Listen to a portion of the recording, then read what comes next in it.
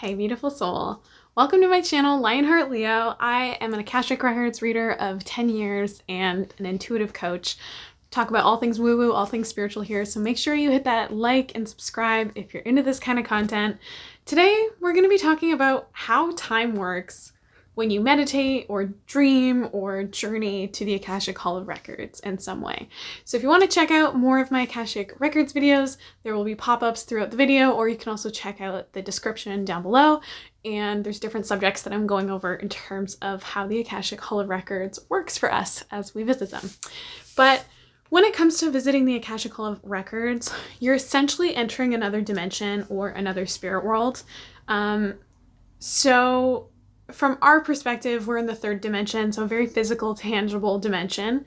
When our consciousness chooses to astral project or journey or dream, or we meditate and set the intention to get there and we travel there, time doesn't work the same in the spirit world as our world. So from an Akashic Records point of view, it's 8th dimensional.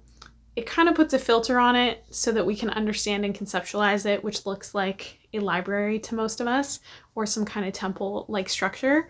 And with this being said, you can access past lives there. And from an Akashic Records 8th dimensional point of view, those past lives are kind of happening all at once. Time is not linear when you get past the 3rd and 4th dimension. It turns into more of a web, or I guess a construct that we can't even really comprehend in terms of light and energy and movement and particles and things like that. So when you're an 8th dimensional being, it all makes total sense. The one time I was shown the 8th dimensional state of the Akashic Records, I could not really contextualize anything I was experiencing. It was a lot of swirling energy. So they put this filter on it for us so that we can contextualize it, so it looks like a library. And time kind of doesn't exist the same way in terms of how we experience it. So I might go there for a client and get a lot of information in what is seconds on Earth time and feels like a full 20-minute explanation, and it's only been a few seconds on Earth, which is great for me because I love to be quick and efficient. I always call myself a bit of an efficient or lazy healer because I'd rather do more with less time than drag things out. So I love it there. That's why me and the Akashic Hall get on so well. So typically a journey where I'm getting information on between like 2 and maybe 100 past lives for someone tends to take about between 4 minutes in Earth time and 20 minutes in Earth time, depending on how much detail they're showing me. I've been known to do mass clearings of past karma, so once they show me the details for about 5 lifetimes, 3 to 5 lifetimes, they'll just kind of be like, all these other lifetimes are around the same theme, why don't we heal it all at once, kind of thing. And that's when I would call in my guides and do the healing, crossing, dissolving, deleting, cord cutting portion of the experience. But it's really beautiful because I'm only under for maybe 4 to 20 minutes, and it usually takes me more time to write everything down for my clients that I see, hear, feel, and experience in the Akashic Records and the spirit world than it actually takes me to do the work. So yeah, it's kind of fun. When we're talking about past lives and how time works, I like to think of it almost like our higher self, our kind of oversoul, our interdimensional part of us that is in a higher consciousness is kind of like a grapevine, and each grape is kind of like an enclosed lifetime. So they're kind of all existing all at once, and they're all attached to the grapevine. They're all one part of this one big grape plant, which is our higher self or our higher consciousness. But there's a whole kind of mechanism going on within the grape. You know, you got the peel and the skin and the fruit itself, and there's a seed in there. So it's kind of like each lifetime is its own thing. It's all kind of connected to the higher self.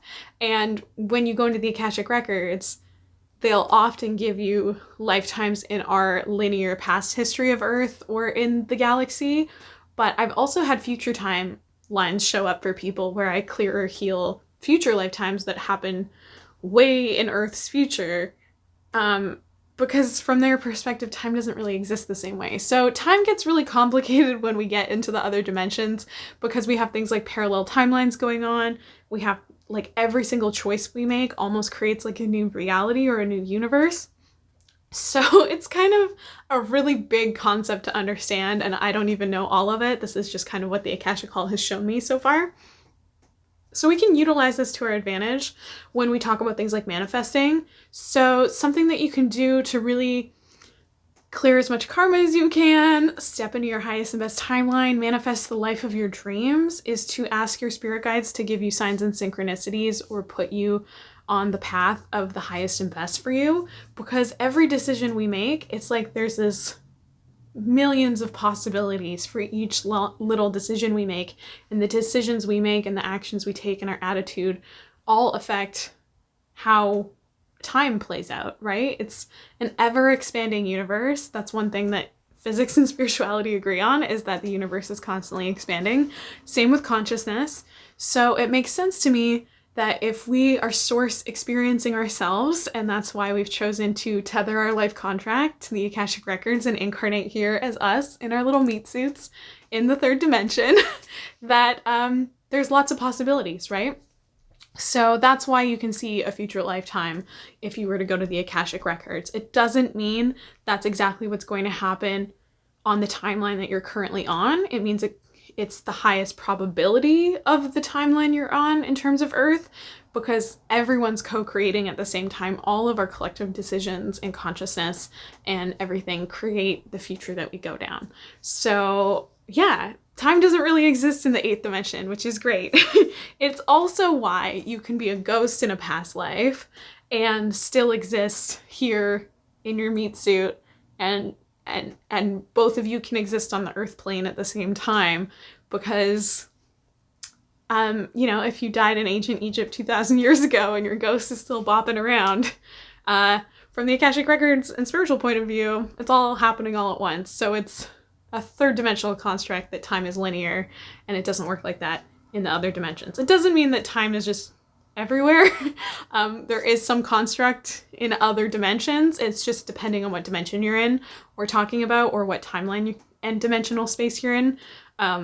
It changes. So I hope that helped answer your questions. When you're meditating or journeying or dreaming, it's interesting how our consciousness can absorb so much information in such a short amount of earth time, but in the spirit world, it feels like so much longer, and vice versa. So I always like to kind of time myself when I go there in the 3D reality to see if it's like a 9-minute experience for me, or a 2-minute, or a 20-minute, and one isn't better than the other. They're just different, right? So yeah, basics to take away from this is that time doesn't exist the same in the Akashic Records, and you're more expansive than you realize. So really lean into your personal power here.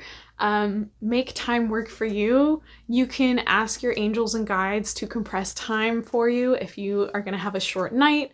You can ask them to help speed time up if you're doing something really boring. So time is really a perception, and it's something that we've decided is this many laps around the sun.